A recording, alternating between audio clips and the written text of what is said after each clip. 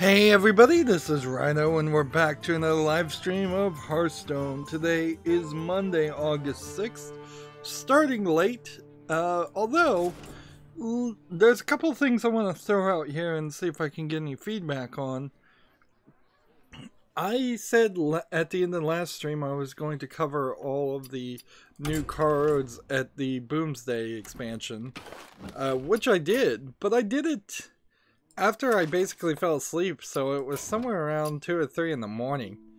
And that 2 or 3 in the morning series of 3 hours of streaming, while very painful to stream and talk for 6 hours in such a short amount of time, to the point where it was hurting my teeth to talk, that got way more views. It should have gotten way more views anyways, because it's the Boomsday Project expansion, certainly, but I'm kind of wondering, maybe I should just stream it like 2 or 3 in the morning. Maybe the 4 o'clock to somewhere around 4 o'clock in the evening streaming time is wrong. I don't know how it's really wrong. When you get into a bigger scale, when you get away from my 260 subscribers, it stops being realistic to say I'm gonna have the vast majority of English-speaking people from probably from the United States or North America watching videos as they come out at 2 in the morning. That's just not realistic. But the metrics are certainly sending me in a wrong direction, I think, in that case. I got a watch and learn. Another thing I jokingly want to suggest is maybe I should rebrand these streams as the Sleepy Boy stream or something like that, because you know, the reason why I was streaming the expansions of the new Hearthstone expansion at 2 in the morning is insomnia, and insomnia seems to just be getting worse and worse. And somebody complained on one of the videos that I sounded sleepy, and I can't agree. At least for my scale, I was awake during that part. I was definitely sleepier at other times.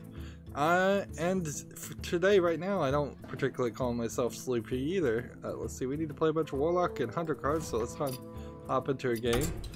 Clearly, if I've overslept, that should help. Inherently, I've learned this, Hunter and Warlock, yeah, that's what it was. I've learned that if you try to be honest with some people, and you say, yeah, you suffer from insomnia, and yeah, I feel sleepy right now, they will build a narrative subconsciously in their head, and then or consciously even, and they will try to use that against you. And so then they will come back to you when you are wide awake and say, boy, you sound sleepy right now. And you're like, I know my body. I've been in it for a long time. Right now, you are wrong about that. And frankly, unless the second part of that sentence says, you sound sleepy, you should go take a nap with no repercussions whatsoever, then what you're saying is useless to me. Like, really. That's all you can say about it. Like you're giving pointless information, and it's often from people that don't really have a concern for your well-being. It's just used as some kind of bludgeon or tool to attack you, which is a stupid thing. It's like it's what's more natural and human than being sleepy. Yeah, being hungry. Yeah, use the same example as hungry. You sound hungry right now, but you can't go eat because right now, or I'm not going to give you any food right now so you can go eat to eat right now. So what are you really saying? It's like, haha, you're hungry but you can't eat. Haha, you're sleepy but you can't sleep. I don't know why people use that. And so yeah, you can certainly see that there's a reason at least to immediately deny ever being sleepy and just go, no, I'm not sleepy. You're just making that up. I don't know what you think you're hearing, but you're wrong. And that probably is the right response for some people. Is just inherently, sadly, that's kind of with all emotion and all conditions in general. Is I don't know if you really want to call insomnia a debilitating disability or anything like that, but it is certainly a condition that doesn't help you in life. But I could certainly see reasons to deny any weakness ever, because there are inconsiderate jerks out there. Let's see. Does this one have a secret? Let's see. Destroy all secrets. See, we need some quest cards, quest destroying cards. That would be crazy. Crazy nice.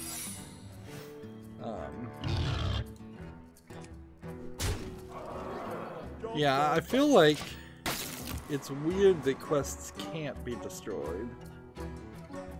There should be some minion or something. Or maybe a hero replacement card that destroys quests. When you replace your hero, you replace your quests. That'd be interesting. Let's see, what else do we have to talk about? I finished Borderlands 2 for the time being. I do have to get back to it after the end of Halloween month.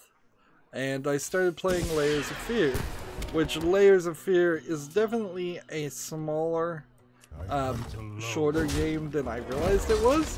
So I'm going to have to play it at 30-minute increments and find something else to squeeze in that time slot, which shouldn't be too hard. There's a decent amount of kind of iffy horror games. Generally speaking, for Halloween month, I don't want to play a game that is just including zombies, because like so many games include zombies and there's really not any horror in most zombie games. They are just there as cheap and easy enemies to kill with nobody raising a stink that they are getting killed. But I think what I'll probably do is cycle through Left 4 Dead 1 and Left 4 Dead 2 and just see how much of that I can actually get done in a different experience, because yeah, that certainly is a game that it can probably go as many episodes as I'd want, as long as I try to run through an entire scenario and you succeed or fail on that. I should be pretty well okay.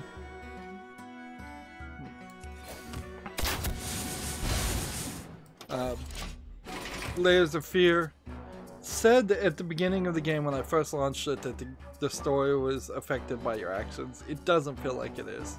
Honestly, it feels like it is a very early precursor to asset flip horror games.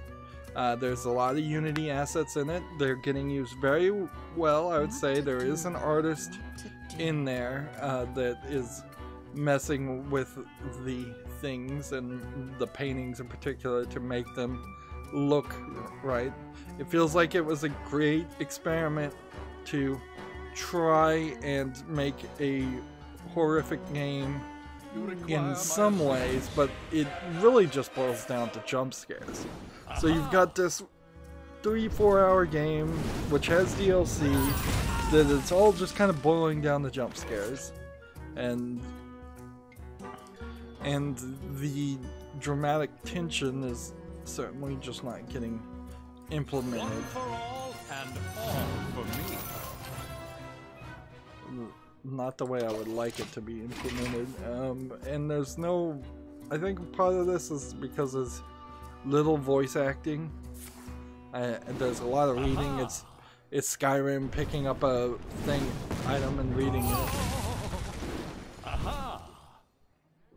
in a funny way, it's a lot like Gone Home, and I found Gone Home a lot scarier.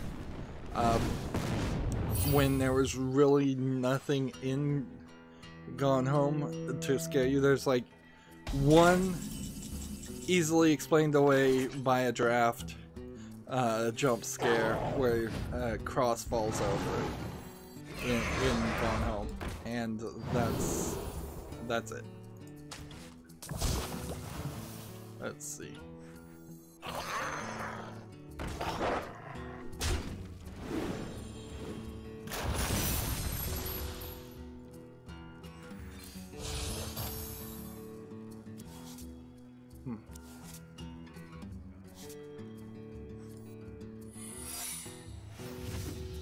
Five damage into to the adjacent ones. Okay. Now do I want this guy killed? Well, I can't kill him anyway, so 1, 2, 3, and let's see. I shouldn't summon 3 wolves right now. And yeah, so I'm not really having an amazing experience with Gone Home, not Gone Home, Layers of Fear. The thing that certainly is an issue there also comes. Wow, he did a full board clear. What was that? A flame strike? Yeah.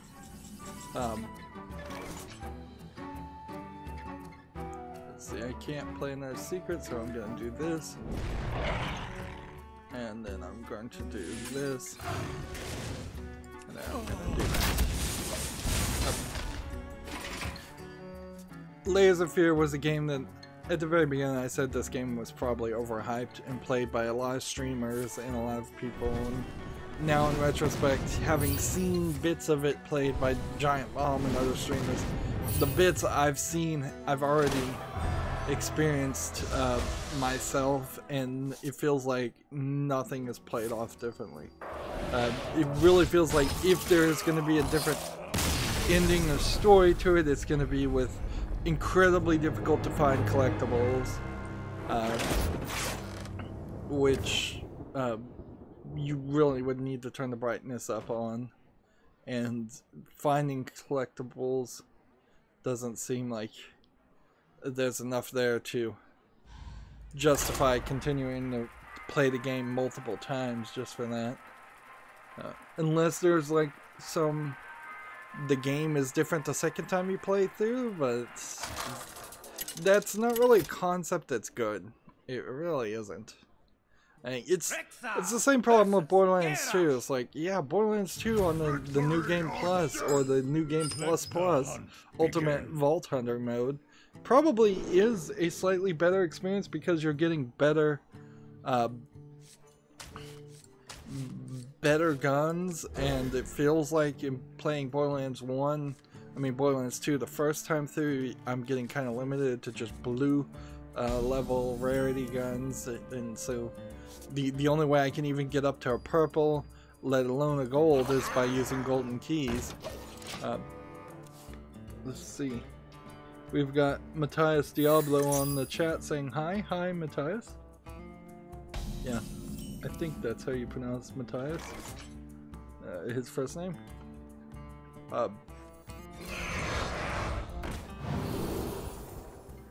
Let's see. What do I want? To give him more health. It's not really a great choice on any of them.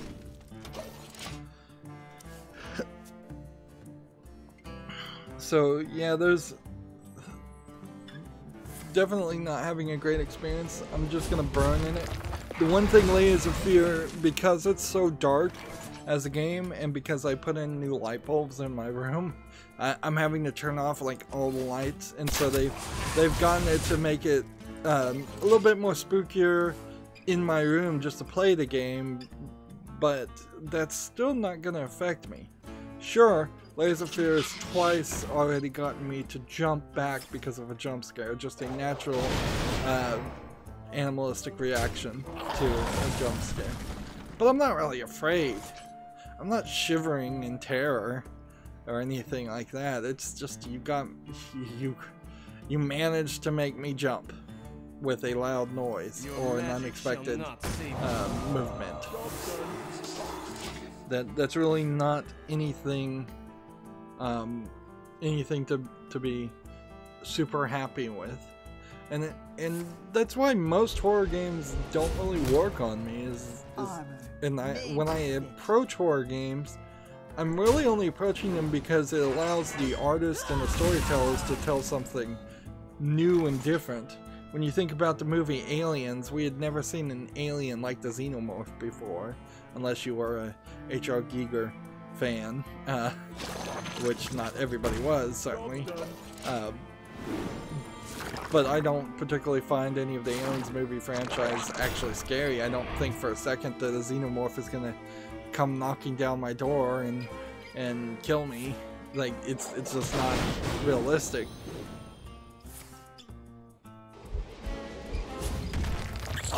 It's kind of odd nobody has tried to make a horror game that is just set sort of in the real world with real fears.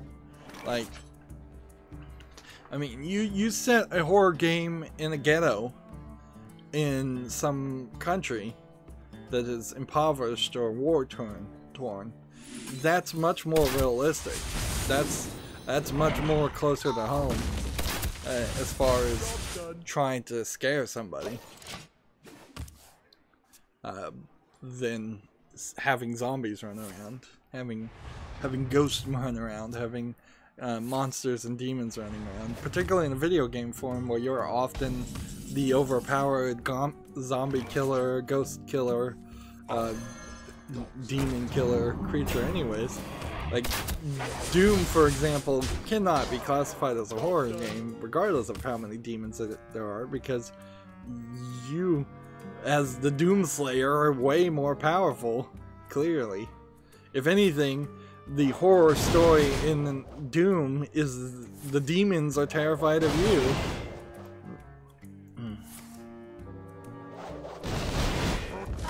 Let's see. Matthias Diablo? He said Matthew basically. Well, I would have pronounced it that way if it had an H. But, okay. That's a weird way I think that they pronounce it. Probably in a different language. Alright, let's start covering the games, which means, at least recently, let's start covering all the terrible low-quality sex games that are rolling the slot machine on making some money on Steam.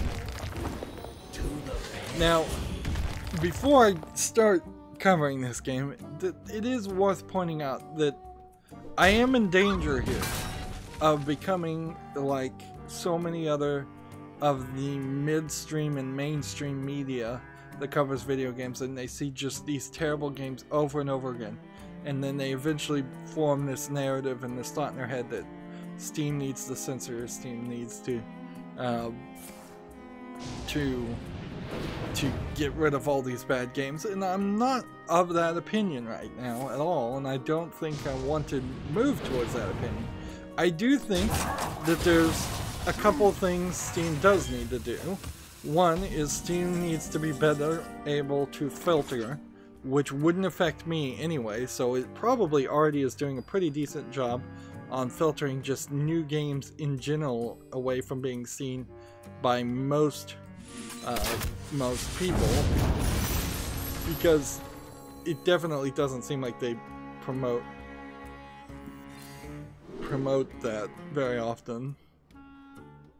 Let's see.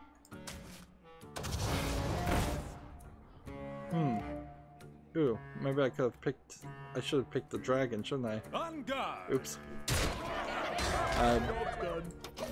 I also feel like Steam needs to limit people to only releasing one game per person, per company, per anything, per publisher even.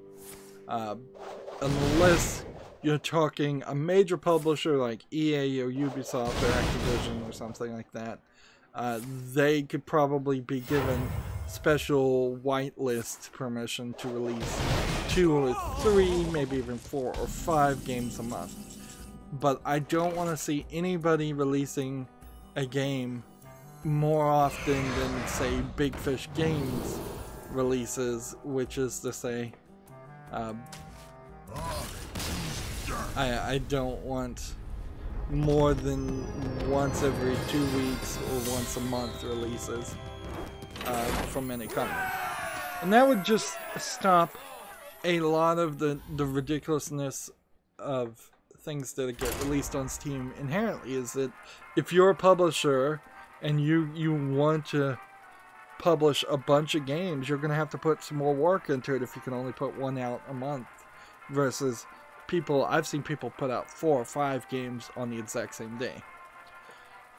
But moving on, we have Call of Booty, and the question here is, why is this not immediately flagged as a joke name or immediately used up and taken as a name? I guess the way Steam works is there are Steam IDs indicating different games, so games can have the same name, but there probably should be somebody looking at overlaps, just like one person getting an email whenever a game is listed that has the same name as the previous game, just to immediately go, heck, is this game just trying to ape or clone things? It wasn't but a couple of days ago that somebody tried to change the game name of an item so that they could commit Team Fortress 2 item trading scams. So they would make a item from a game that wasn't Team Fortress 2. They changed the name to make it look like it was from Team Fortress 2 to trade a worthless item for an item that was worth quite a lot. There's an inherent problem that there are items out there from Team Fortress 2 that are worth hundreds of dollars, but that's really what Steam is making all its money on. So Call of Booty is a free-to-play, nudity, action, indie, casual game, and I cannot for the life of me. They say it's a retro-style 2D platforming game in which you play as a health and safety inspector who must evade hordes of horny women who would have their way with you. Fast-paced, multi-level action. So this is literally just cut and paste images, I think, from a magazine or a website, and being put on a very ugly piece of junk 2D platforming game. Why anybody would make this, I don't know. The cutout women, they just slide across the screen, they don't move or anything like that. The character you're playing is an MS Paint animated character, so in no way does it match. All of the level is an MS Paint level character. There's just a lot of stupidity in this game. It's already reviewed 63% of 11 users, and it came out August 6th. I'm surprised anybody would buy this game, let alone review it. It's free. I guess the price is right there, but even in instances like this where a game is free, you know, getting games put out and getting a developer some kind of credibility is not a good thing. Like, this developer has a February 1st game that they put out called AI Anomaly for $5.99, and nobody has reviewed that, or not enough people have reviewed that. And the publishing company is Indie Retro Games, which this in no way is a indie retro game. I don't know how you'd even classify an indie retro game. Sure, there could be some old games that were independently developed, but you can't make old games today. They're not retro anymore. Matthias says, can we do 1 versus 1? Right now I'm on the Asian account, so whatever your account on, send me a friend request if we haven't friended already. And if you're on when I'm on that account, just send me a challenge. Like right now on the Asian accounts, there's nobody on, so unless you play on the Asian account. First things first, though, I want to get these daily quests done as much as possible, and if a 1 versus 1 helps with that, I'll play, but certainly these streams can go very, very long particularly if I start playing with other people and it's not working towards some kind of goal. But yes, I definitely want to play with my friends. Moving on, we have a PC Gamer article. A 2K 4K texture pack from the Mass Effect trilogy has been updated with hundreds of new textures. So what's the name of this mod? That's the first thing I'd like to do. Find out. Let's see.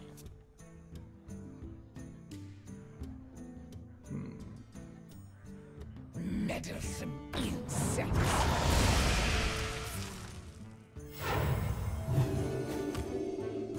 Apparently, this article is not even talking about a specific mod with a specific name. It's really just a article talking about all the mods.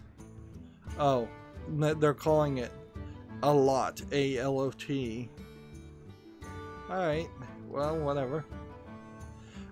Inherently, there's a problem at this point whether anybody should play the Mass Effect trilogy.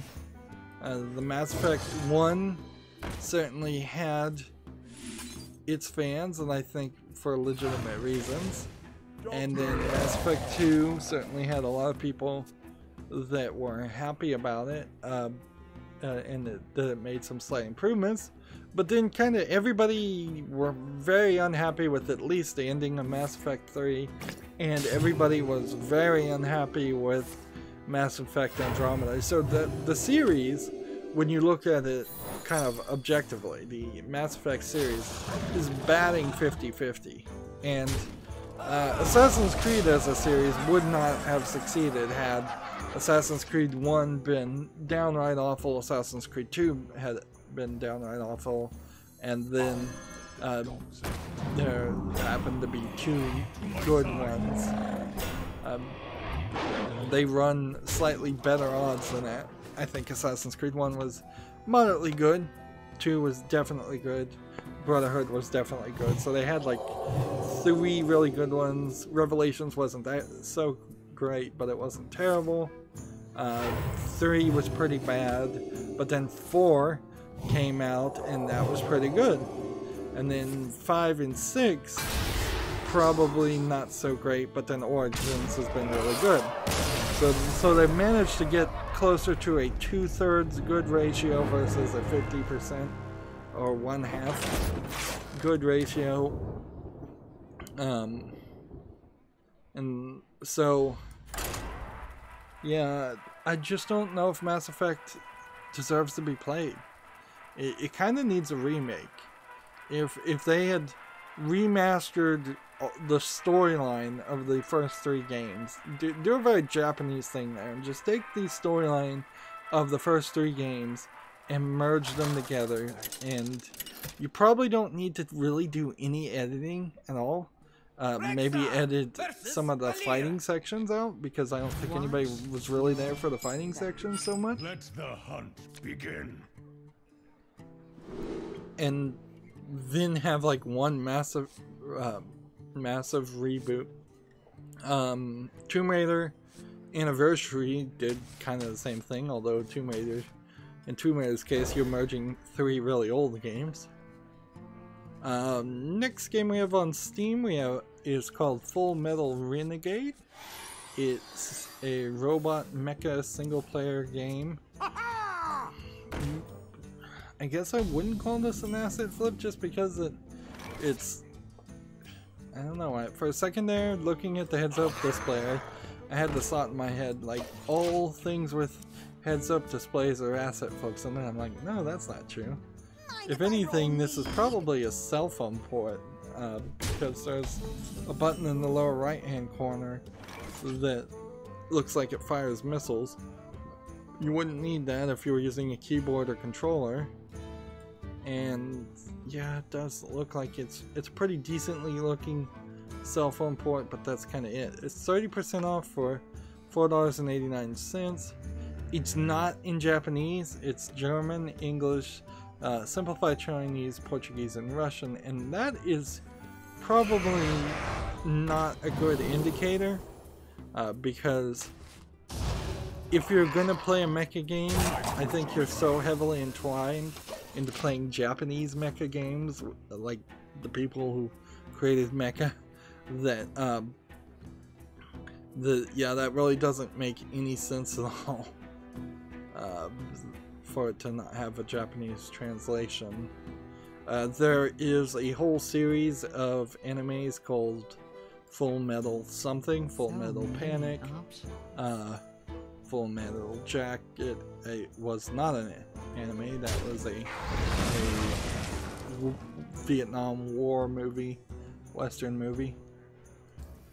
Let's see, the games this developer has made, it was a game we talked about a couple of streams ago called Boobs Zerman, which is kind of Bomberman with anime girls, and you blow up their clothes and strike cars. So this developer is all over the place, and yeah, I can't justify suggesting this game. It doesn't look like there's anything special happening. Let's see. Can I play something else? This. So yeah, moving over, PC Gamer is apparently running out of things to write about, so they've got a help yourself type article called "What is K-Mode Exception Not Handled, and How Do I Fix It?" Which that sounds like to me it's probably kernel exception error, which is to say that some really bad programming got put to the low level kernel that runs your operating system, an overflow or underflow type value, and there's probably very little you can do with that. It's a blue screen of death type of things.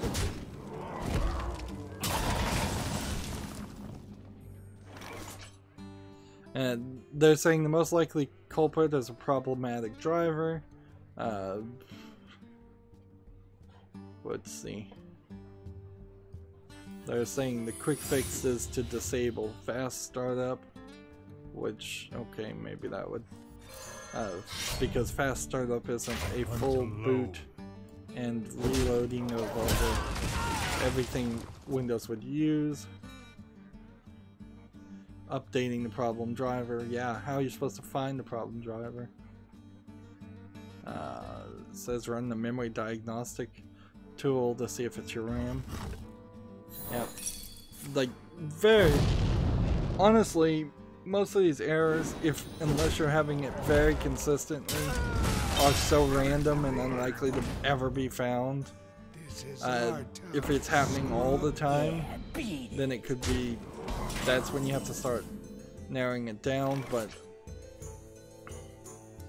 also there's just a whole level of PC Gamer not really telling you anything helpful and writing this article just for search engine optimization so that they can I'm supposed to be playing these hunter cards and I'm not focusing enough on them. So yeah, I wanted to scroll through that article, but really it wasn't worth talking about. I can only really talk for myself, but with Windows 10, with my modern computer, I do not have inherent problems with the entire operating system or anything like that. I mostly try to avoid problems, system-wide problems, by not installing a lot of things. Compared to previous versions of the game, of the operating systems, like, you don't really need a firewall, you don't really need a virus scanner, because they're all built into Windows 10 and thus hopefully tied into the systems in a much better way and less likely to crash. Where I run into problems is an actual hardware problem of the GTX 970, and that being not an actual 4 GB video card or at the speeds that it was sold at, and just some weirdness with particularly the Lego games and the Capcom Resident Evil 4 games. Let's see, I'm gonna hold on to all the ones that actually are green style cards, hunter class cards.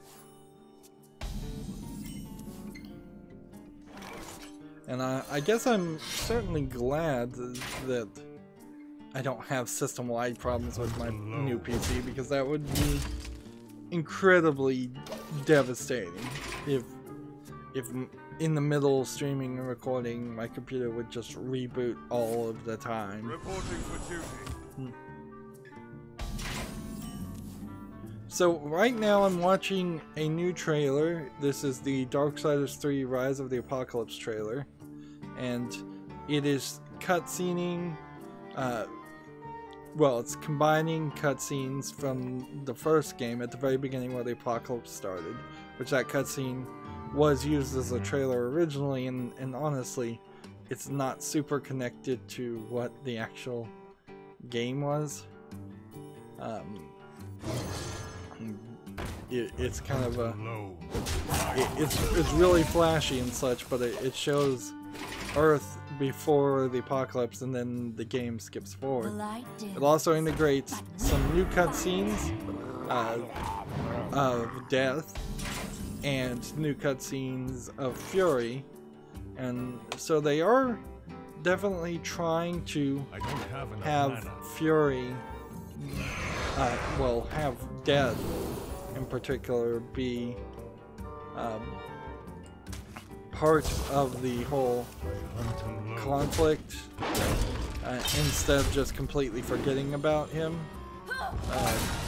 But I wouldn't be surprised if death really is only mentioned in passing text and passing cutscenes. I bet war and death don't play any part in Darksiders 3, and maybe they just show up at the end like the previous two games, where all 4 of the horsemen show up at the same time, when war calls them all by breaking the final seal. That's probably all you're gonna get, is just the same ending we got with Darksiders 2 and Darksiders 1. But it seems like Fury, if you take from this, it seems like Fury would have been around when War was captured by the Char Council and accused of betraying his oath. Seems like she didn't really bat an eye to betray him. They are kind of this weird... It seems like Fury is following the Char Council's orders, at least at the beginning of the game. Which would explain why she has a female ghost on her, following her around, like there was a ghost following around War at the beginning of, in the first game. their whole relationship to each other is kind of weird. You get this idea that maybe they like each other and are extremely loyal to each other, but then again they may not care about each other at all. They're all Nephilim, and they've all killed, or at least death killed all the other Nephilim. So yeah, Darksiders 3 is supposed to come out, I believe, in October, I think, maybe November, maybe December. It's not very far off, and if somebody was going to pre-order that game and gift it to me, I would cover that day one, because certainly I love the Darksiders series, and I'm probably going to be slightly overhyped about it. Although my level of being overhyped probably is not as bad as most critics' level of being overhyped, because I can recognize it in myself and try and be objective still, as objective as one can be. Whereas just today you have like James Sterling complaining about Visual Games being shut down yet again, and it's like they just bring up the same things over and over again. So yeah, but I doubt I'm gonna have really excuse me, I doubt I'm really gonna have the budget to spend to buy Darksiders 3 when it first comes out. And inherently, even though I am getting more subscribers, and maybe I'll get more viewers because YouTube is kicking more people off their services, I guess I'll leave that there, because I really don't care if Alex Jones is kicked off YouTube or not. It has nothing to do with the video game critics coverage, unless it turns out that tons of people leave YouTube in general over it, or tons of people start watching YouTube in general. The idea that there's an entire mass audiences that aren't using YouTube right now, and at any point in the future would start using YouTube, though, is pretty unbelievable. But yeah, my point I was trying to make before I went on a tangent is, even if I do play Darksiders 3 brand new, it's mostly because I want to play it brand new. It's not going to get me a significantly larger amount of viewers. Let's see.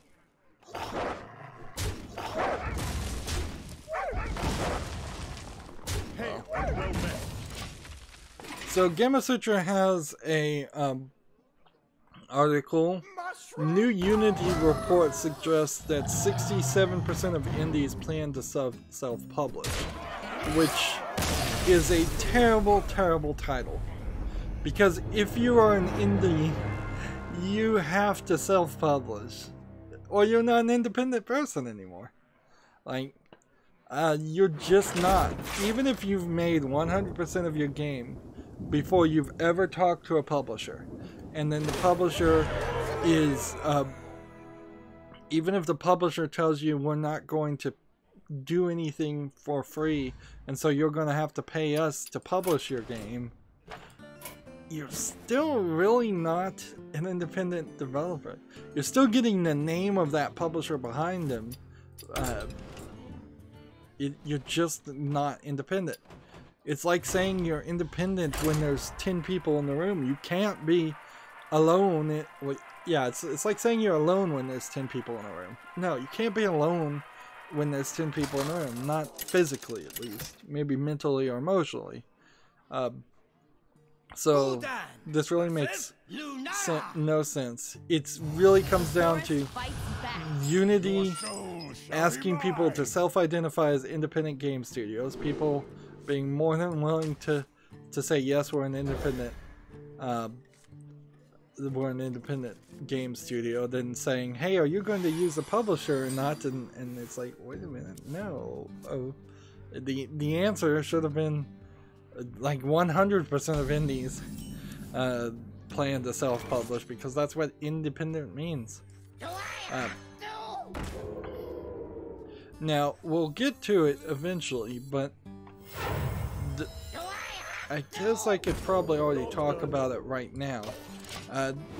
Fortnite for Android is not going to use the Google Play Store, which assumedly that means unless Epic is going to try and make its own app store of some sort, or use the Amazon App Store or some other app store. It seems to me it'll just be a direct download. And part of this certainly is because they don't want to give a 30% cut to Google, and because it wouldn't really improve on their popularity to be on the Play Store anyways. Sure, there will be people who struggle to find Fortnite on their cell phones, but that's probably not a big issue to them. My tinfoil hat theory on this, and I haven't heard anyone look at it from this perspective, Unity by far is the biggest engine, to my knowledge, that's used to make apps, not just games, but apps on the Google Play Store. And Epic, who owns the... wait a minute. Let me think about this. Does Epic own Unreal? Yeah, Epic owns Unreal. Alright. So I have to change my theory midstream here, because I just realized a flaw in my thought. Unity by far is the most used engine, but I would say Unreal is one of the secondary most used engines to make cell phone games. So I gotta check this out. Let's see. I gotta double check my facts here. Checking facts. Checking facts. Epic Games. Wikipedia.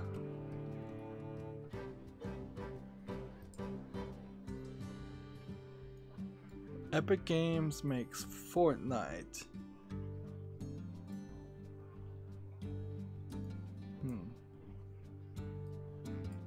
I wonder.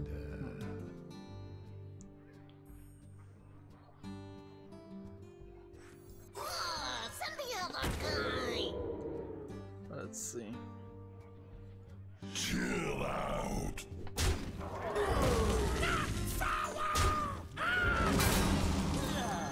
I'll get right on it. Is this really my send the next guy. Sure, send the next guy. As you command. Alright, let's see. Yes, Epic Games developed the Unreal Engine. Let's see. And the Unreal Engine isn't Unity, definitely, and so it's probably a secondary engine. But it is an engine nonetheless. And let's see.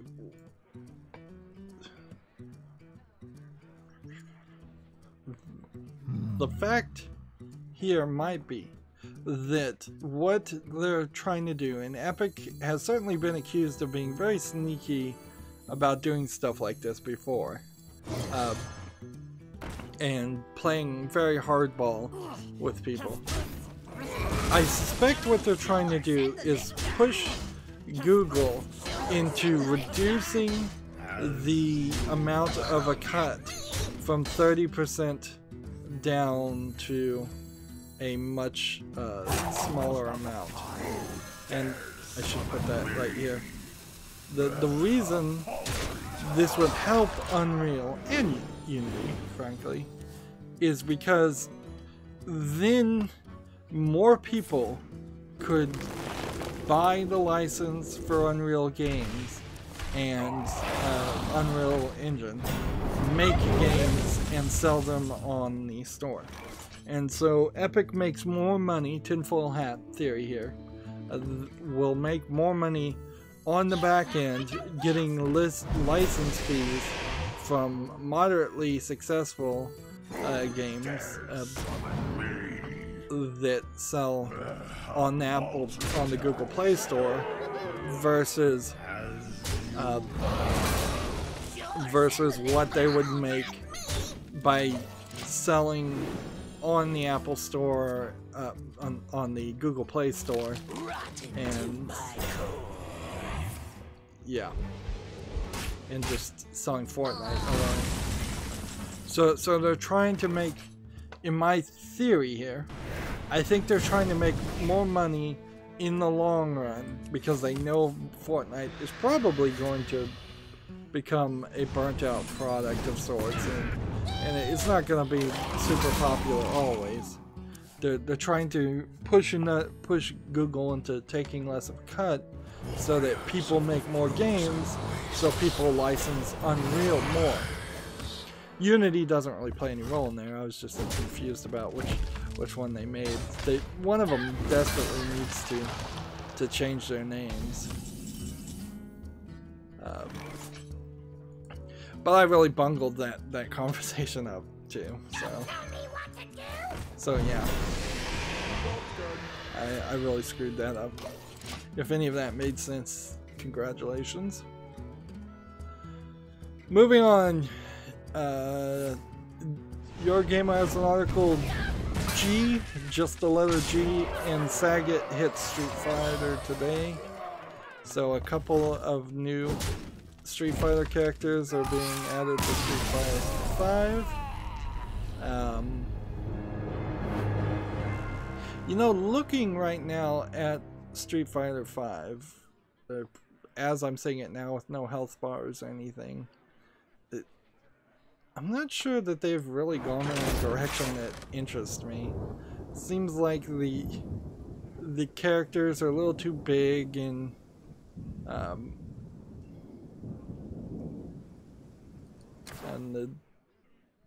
they're a little too tall. Seems like the attacks and such are a little slower than I would normally expect. Let's see. We've got about 18 more Warlock cards to play. We did pretty good for one game. Let's go back.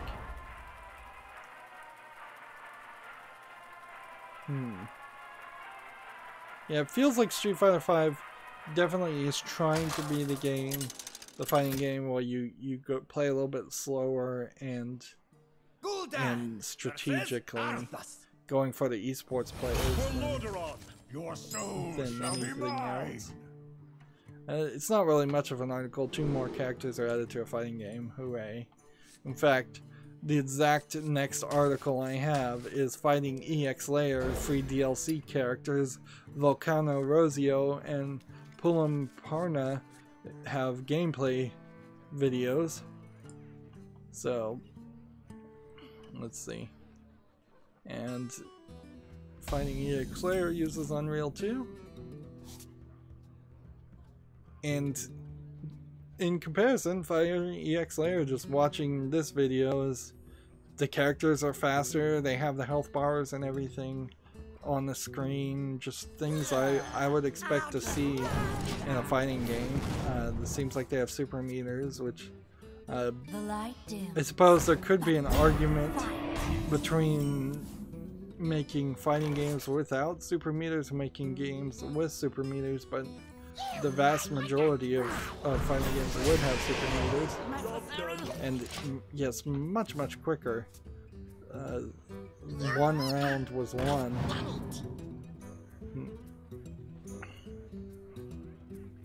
So yeah, just seeing the videos immediately, I would prefer to play Fighting EX Layer over Street Fighter 5 as somebody who's just gonna button mash and try to have fun that way.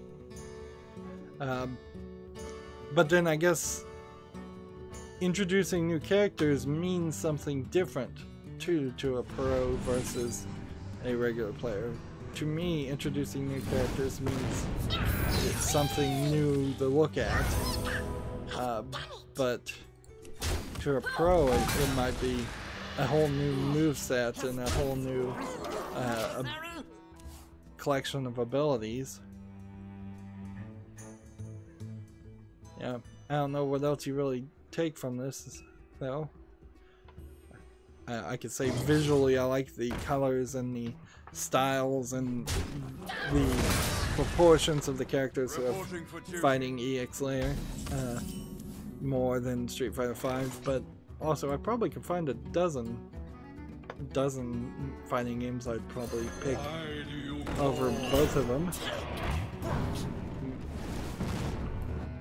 So moving on, we have a GameIndustry.biz, so I guess I'm keeping GameIndustry.biz. If anything, I would say TechRaptor is at the higher risk of being eliminated as a news source because TechRaptor just doesn't put out enough information. GameIndustry.biz has an article called "All the Small Things Ben Brode Says Devs Often Overlook Key Areas." Former Hearthstone director lays out little things in in-game dev that pay big dividends. Talks about fostering a positive community and a healthy team. So it's kind of funny. How do you take anything Ben Brode says as gospel when he doesn't work for Hearthstone anymore? So it's a weird self-promotion transition he's doing here, where he's saying, well, I don't work for these people anymore, but I was really, really good at being the boss when I did work there. That's boss level shenanigans, certainly. +2.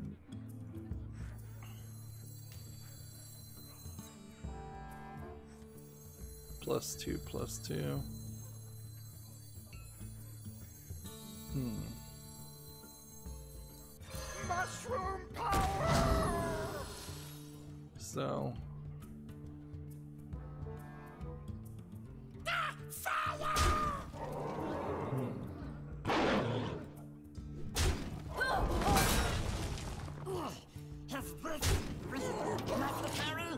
So Ben Brode moved on as to co-found Second Dinner. He spent 15 years working at Blizzard, which is a bit of a misnomer because it's hardly like he was 15 years as the person in charge. I think he was like an intern when he first started. So he's been there long enough, so it's not like I'm assuming that in the background he was fired, or I imagine he just had his whole time there. But frankly, if you've been in a job for 15 years, you might as well just stay at the job for another 15 years and have your entire career there. Have a 30-year career and then retire. There's a quote here: "It had to feel as tight as possible, so there was never a moment when you had something you wanted to do, but the game wasn't doing." Which I assume he's talking about Hearthstone, which definitely not the case in Hearthstone. There's, because of the fact that you're playing against another player, it totally feels like at times the game should be doing something it isn't, because that rope is just going down and the other player isn't playing. Also, shutter walk, when you start doing those shutter walk combos and the game is just doing action after action after action after action, it gets boring after the first few times. Just even the slight delay when you draw a card right after somebody ends a turn is not as tight. I mean, here we got a great example. The game's doing nothing because the player's doing nothing. Or it's showing you this. But you hear that ding, and then you have the card draw, and it shows up in your face for a second, and then it shows here. It is totally not as tight as possible. Why do you Like, call? maybe they just need to put in a increased game speed slider. But for me, I'm a pretty fast person sometimes, and I could certainly see it speed up. So I don't agree with Big and Broad this way. Next quote is, when you can impact all the decision making and thinking, then players can level up as designers. Understand where you're coming from and really have a good discussion. That's, I don't even know how to break down this sentence. It's like, when you can impart all the decision making and thinking, comma, then players can level up as designers, comma, understand where you're coming from, comma, and have a really good discussion. That is the worst run-on sentence I've seen in a long time. Like, no clue. No clue what he's even trying to say there. It sounds good until you try to break it down. I wouldn't put it past the thought that Ben Brode really is not very good communicator. That he was just kind of put in charge of Hearthstone, and Hearthstone managed to succeed just out of luck and being behind, being supported by Blizzard and Activision. Nice to meet you. Or maybe he's just a bad public communicator. Next quote we have is, "We just never worked overtime when I was on the Hearthstone team. The culture on the team was really rigid about making sure people didn't burn out. It came from the top." So, if there's in my opinion, and this is probably a slightly jaded opinion, but I think slightly accurate too. If management from the top says no overtime, it is not because they don't want people burned out. It's because they don't want to pay overtime. In the end, the effect is the same, and I would much prefer to deal with a management that says no overtime versus a management that says everybody's going to work overtime regardless of whether you want to or not, because that is totally where people burn out very, very quickly.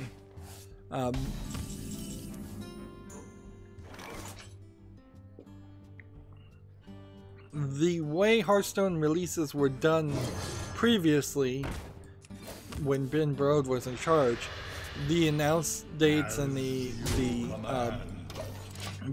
times that expansions come out were really never announced. So I imagine there were probably several instances where they ran late and didn't get the job done, which I guess fine, whatever. Hearthstone, I can't say Hearthstone really suffered because it was always late to release expansions. There were a couple instances though where it seems like it was pretty obvious they were late to release expansions, or bits of expansions.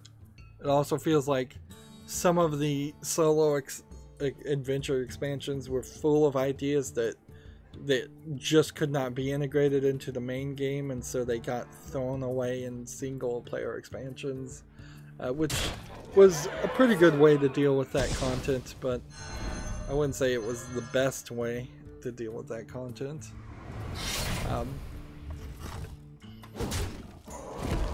Let's see if there's any other quotes. No, that's it.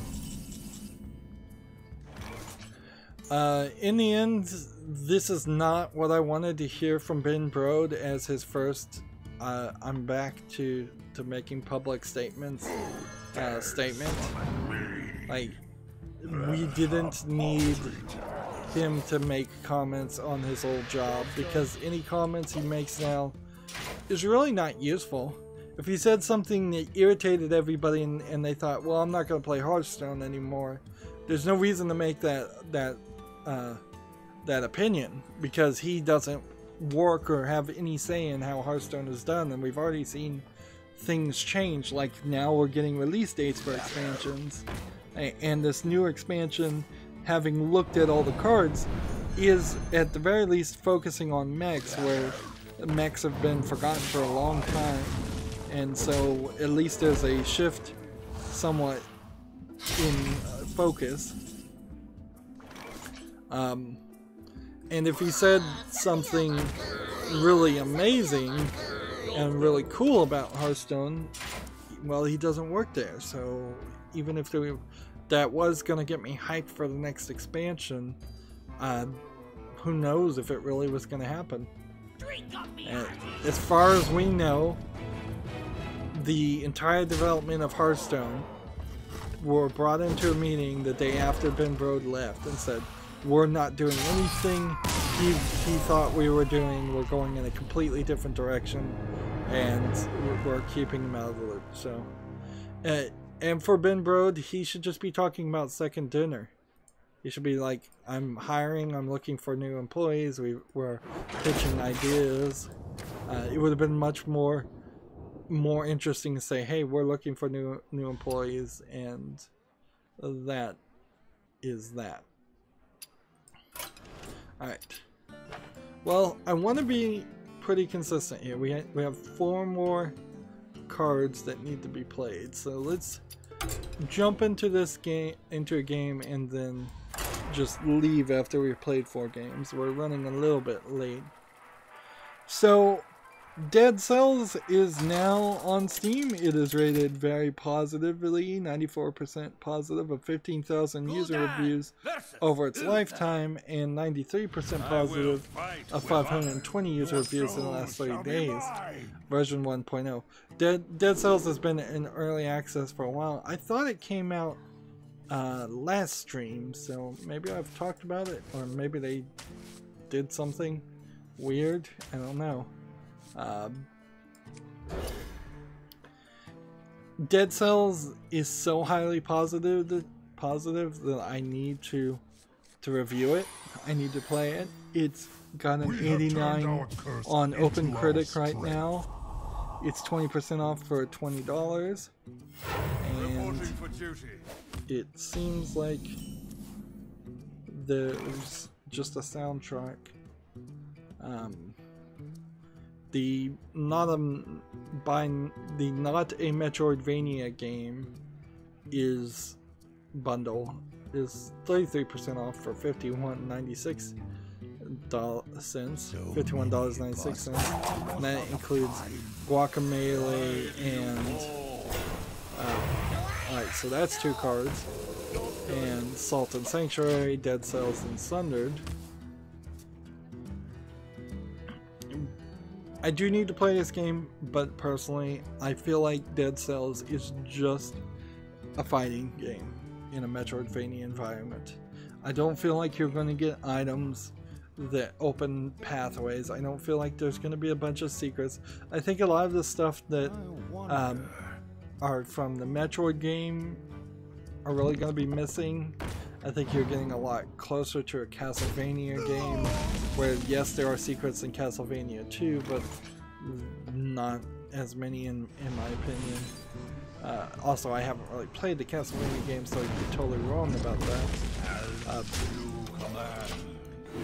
So yeah, it being in not a Metroidvania game bundle is probably accurate. It's kind of not a Metroidvania, it's just stealing one idea from it, which is the floor layout. From what I hear, there's very little to no know. Alright, so I'm gonna play this card next time, and then I'm gonna concede. That's it. Gamasutra has an article. Gamefly is going to axe its video streaming service in August. So they're shutting down the video game streaming service on August 31st, only a few months after EA acquired the assets to the company's cloud gaming tech assets and personnel. So it seems like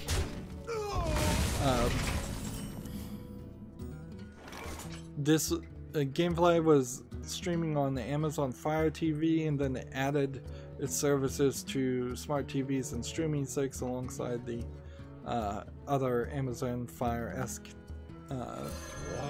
top boxes is what they're calling them. Job's done. I'm just gonna concede. You win. There's currently no word as to why Gamefly decided to step back from the streaming market. Well, I can tell you the word right now is because the streaming market's not big, it's not popular, and it doesn't work in the United States, at least because of internet speeds. Since EA acquired this, I imagine EA is going to try to do an EA Origin streaming service, and may very well already have a streaming service, and that would make some sense. But I also wouldn't be surprised if what they do is try to integrate it into some of their games, and then that is it. Well, that is it for the Asian account, so stay tuned if you're watching live. Otherwise, as always, I ask you to like, share, subscribe, comment, and watch every second of my videos. If you want to friend or follow me on any social media sites, there's a whole bunch of links down below in the description box. And if you want to support me, friend me on Steam and gift me a game or a gift card, or send me a game code through Twitter direct message. Again, pushing to see if I can get somebody to pre-order like the good, one of the good versions of Darksiders 3. It's kind of confusing. There's the basic version, there's the version that's the season pass, and then there's a really, really expensive version that includes the 2 previous games. I already own the 2 previous games, so I don't need that one. I need the one with the season pass if someone would be so kind. But that is certainly asking for quite a lot. That's it for this recording. Thank you for watching. Have a good evening.